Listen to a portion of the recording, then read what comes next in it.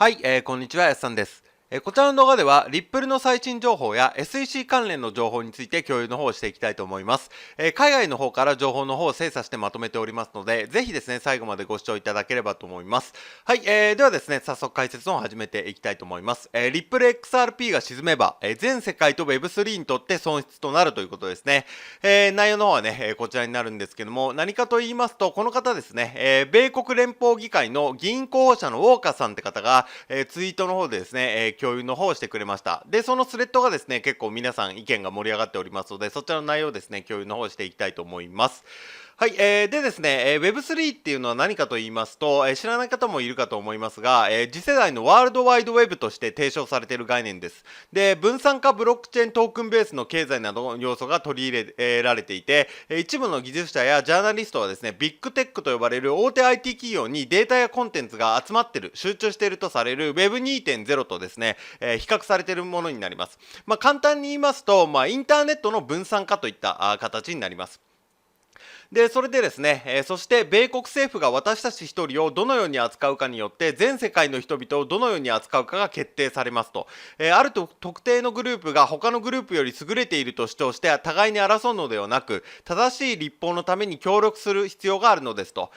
そこで、なぜ彼らがリップルがね、和解せず、勝利を目指すべきなのか、その理由に戻りますと、それは彼らは何も悪いことをしていないのだからということですね。で、これに対してですね、たくさんの方、引用リツイートをされてるんですけども、この方ですね、ブロックチェーン投資家のアンダーズさんって方ですね、この方も、全世界の損失、その言葉を胸に刻みましょうと、しっかり決着をつけましょうと。で、そしてブロックチェーンメディア社のゴクシュティンメディアって方ですね、ニュース更新と、リップル XRP の決着は全世界と Web3 の損失となると、米国の政治家、ジェニュアリー・ウォーカー氏が語ると。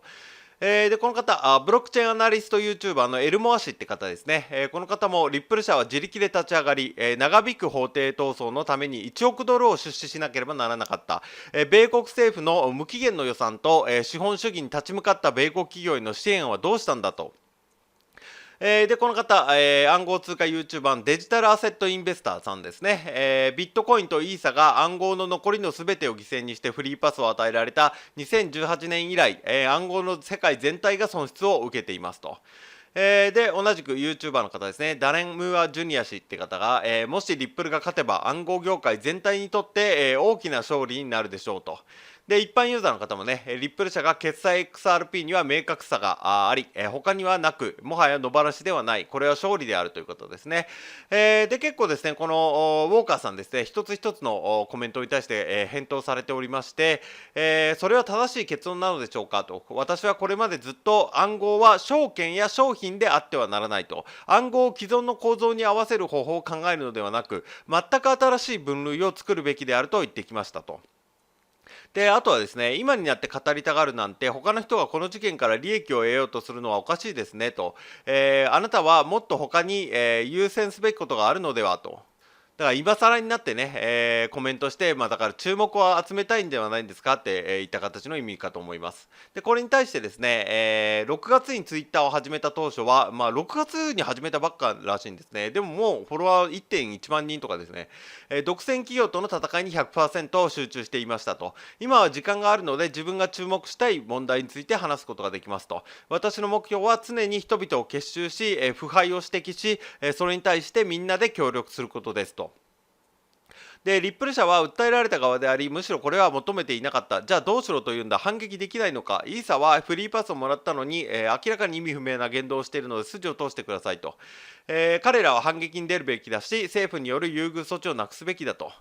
で、XRP 保有者にとってはこれは違うと。それに負けが決定した方が悪いと。まだ和解の方がいいってことですね。和解は勝利に比べれば業界にとって良い結果だとは思わないが、勝利の保証はないと。そして、私が彼らのね、リップル社の弁護士費用を負担する覚悟がない限り、私は、彼らが和解することを責めないと。だからね、弁護士費用とかいろいろね、訴訟に対してお金を払ってるからね、別に和解になったとしても責めませんよと。で、これに対してね、リップル社は負けると思いますかと。もし SEC がそのような鉄壁の体制であったら、そもそも和解を申し出ないでしょうね。と。で、私はもう同じ方ですね、絶対にリップル社が負けると思っていますと。そしてリップル社はそれを知っています。そうでなければ和解を検討することはないでしょうと。もし略式裁判の申し立てが却下されたら、ほとんどの場合と同じようにもう1年か2年の訴訟になることを意味しますと。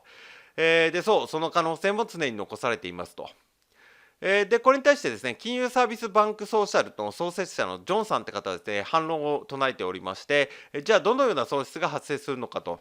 でこれに対して、Web3 が必要としている第一のことは規制に、関する明確化ですと。和解すれば Web3 は政府の悪しき慣習に立ち向かう度量がないという先例を作ることになりますと。また新技術を扱う上で世界が従うべきテンプレート、見本をですね、作成することになってしまいますと。で、あなたは彼らがやったことはどんな規制にも当てはまらないというスタンスなんですねと。だから暗号通貨は別のね、新しい部類に入ると。で、オープンな台帳に書かれているからといって、暗号通貨がね、状況が変わるわけではありませんと。で、それが問題なのですと。明確でないまま稼働している空間は Web3 技術に悪いイメージを与えることを許してしまいますと。で、明確ではないというのはどういう意味ですかと。現在の規制ではリップルケースは明確にカバーされていますが、どの部分がカバーされていないとお感じですかと。で、暗号を見ると、ギャップやグレーゾーン、技術に合わない法律が目につきますと。さらに人々を助けるというより、権力奪取のように、感じられる奇妙な個人的悪意を持つ人々がリーダーシップを取っている。数日かかるかもしれませんので、ここでは触れませんがと。で、リップルがハベイテストに当てはまらないというのは、感じるのはどの項目でしょうかと。で、感じたものではなくて SEC はリップル社がハベイテストに当てはまらないことを認めましたと。和解を持ちかけて、いるのは SEC が裁判で勝てないリスクがあると感じているからですと。SEC はどこでそんなことを言ったんだ、ヒンマンが言ったのは知っているが、公式の場で SEC がそんなことを言ったんですかと。で、先週資料を読み返していたら、出てきましたと言ってますね。で、それでですね、また、どちらとも言っていないと、この資料がね。それに対して多分ですね、おそらく、ここに書かれてないっていうのは、要は、ハベイテストに当てはまらないのではなくて、証明できなかったという形かと思います。そういったニュアンスでね、取っているのかと思います。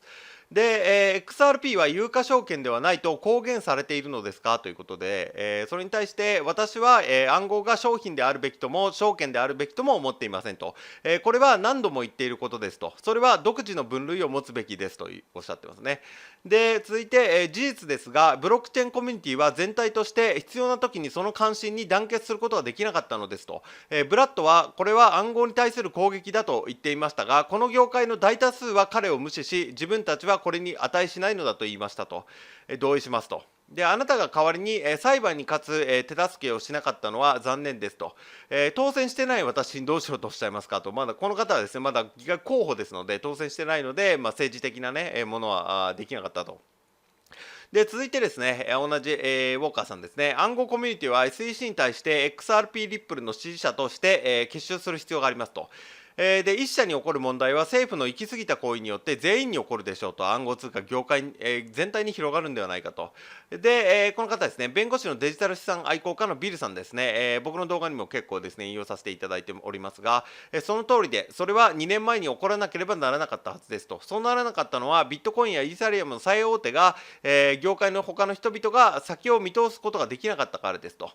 で、あとツイートのリップルが沈めば全世界と Web3 にとって損失となるとは何を意味するのでしょうかということで、ベストシナリオはリップルが SEC に勝利し、ゲイリー・ゲンスラー氏が、ゴリ押す暗号、悪のシナリオを切り捨てることですと。リップル社が和解に持ち込めば Web3 は世間に悪印象を与えることができますと。メディアと政府は暗号が良いものならなぜ彼らは和解しなければならないと報道することでしょうと。だから和解したってことは暗号業界だったり Web3 っていうのがそんなにいいものではないのではないかっていうことで世間にね印象を与えてしまう可能性があると。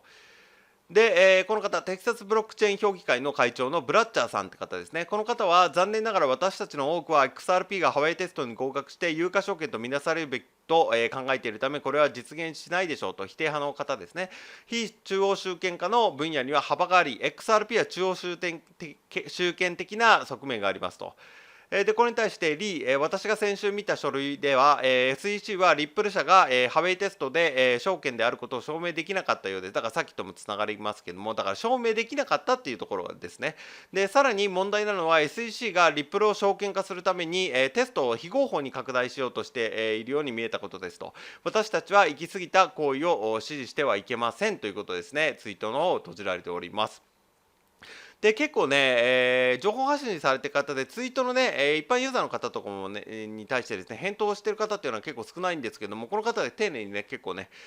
コメントの返しております。で、比較的ね、またこれからも情報の方たくさん出てくるかと思います。略式判決ね、まだ始まっておりまして、来年のね、前半、くらいにはですね、結果が出るんではないかって、言ってる方も結構いるんですけども、僕の方ではですね、情報の方、毎日精査しておりまして、海外の方からですね、動画の方も毎日配信できるように頑張っておりますので、よかったらね、また次の動画を見ていただければと思います。はい、ここからはですね、宣伝になってしまいますが、限定公開安さん流ハイブリッド資産運用ということで、今仮想通貨で2万円の元手に10ヶ月で500倍の1000万円突破、現在専門知識経験不要の不労所得スターシステムを開発して、月利 20% 以上で資産爆増中、0から30万円稼ぐ秘密の裏技、爆発的に増やす自動売買システム、500倍に資産を増やすとメソッドですね。こちら僕の公式 LINE の方に登録してくださった方に、漏れなく全て無料でプレゼントしております。動画のね、概要欄、コメント欄にも LINE の登録リンク追加しておりますし、あとはね、元記事の一番下スクロールしていただいて、プレゼントの受け取りですね、クリックしていただけますと、LINE の友達追加の画面に入りますので、そちらからね、登録してくださった方にすべてね、漏れなく無料でプレゼントしておりますので、よかったらこの機会にね、お友達追加していただければと思います。あとはね、今回の動画の内容でね、ちょっとわからないところがあったとか、もうちょっと詳しく聞きたいとか、あとはね、仮想通貨全般の質問も受け付けておりますので、何か気になることとかね、聞きたいことございましたら、LINE の方からお問い合わせいただければ、僕の方からですね、すぐ返答の方させていただきますので、よろしかったら、友達追加の方よろしくお願いいたします。はい、では長い間ご視聴いただきありがとうございました。